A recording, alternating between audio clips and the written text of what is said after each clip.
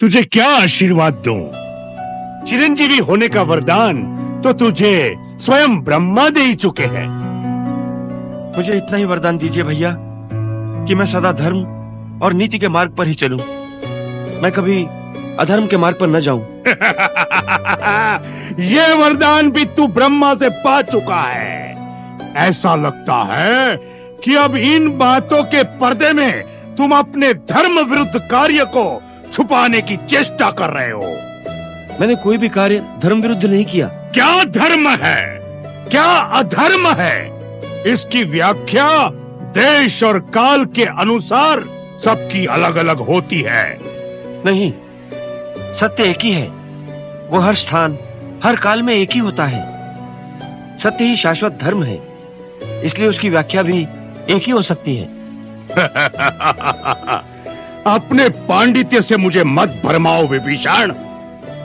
तुम अच्छी प्रकार जानते हो कि जीवन में कई बार वह अवसर आता है जिसे धर्म संकट का समय कहते हैं। जब यह निर्णय करना कठिन हो जाता है कि उस समय प्राणी का क्या धर्म है, क्या कर्तव्य है, ऐसे ही अवसर पर हर प्राणी अपने अपने संस्कारों के अनुसार ही अपने अपने धर्म का निश्चय करता है। जैसे तुमने अपने भाई, अपने कुल और अपने देश को त्यागना ही अपना धर्म समझा है, और मैंने भाई, कुल और देश के लिए अपने प्राण न्योछावर करना अपना धर्म समझा है। मैंने अपने भाई को नहीं त्यागा। मुझे मेरे भाई ने भरी सभा में ठोकरें मारकर अपमानित करके त्याग दिया है। मैं उनके और उनके कुल के हित की ही बात समझा रहा था। ये परदारा हरण हमारा काम नहीं, इसलिए श्री राम से विरोध त्याग कर देवी सीता को वापस दे दो और अपने कुल और अपनी जनता की रक्षा करो। मैं उन्हें अधर्म के मार्ग से हटाना चाहता था, परंतु कामवश उन्हें अधर्म ही प्यारा था। इसमें मेरा क्या दोष है?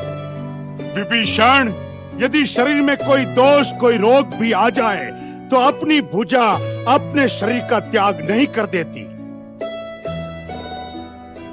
भाई भाई की भुजा होता है। तूने भैया से अलग होकर उनकी एक भुजा काट दी। यदि पराजय हुई तो इसकी पराजय का कारण तू होगा, तू।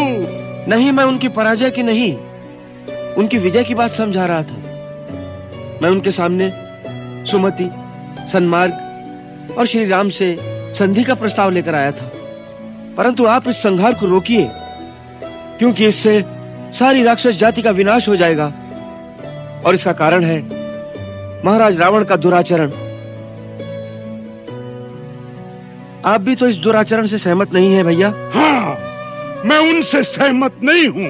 भैया, यदि इस समय आप उनका साथ छोड़ देंगे तो संभव है वो स्वयं ही सीधी राह पर आ जाएं। इस समय यही आपका धर्म है। अरे विभीषण, जिसे तू धर्म कह रहा है उससे बड़ा धर्म और कुछ नहीं हो सकता। आने वाली पीढ़ी तुझे कितना बड़ा धर्मात्मा और राम भक्त क्यों न माने, परंतु अपने देश, अपने कुल, अपने घर से विश्वासघात करने के लिए कभी सम्मान की दृष्टि से नहीं देखा जाएगा तुझे। अरे जिनसे मित्रता की है उनके आचरण से कुछ शिक्षा ली होती।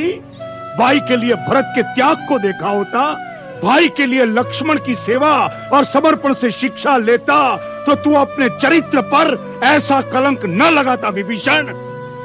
भरत और लक्ष्मण के चरण चिन्हों पर चलने के लिए श्री राम जैसा आदर्श और मर्यादा पुरुषोत्तम भाई भी होना चाहिए।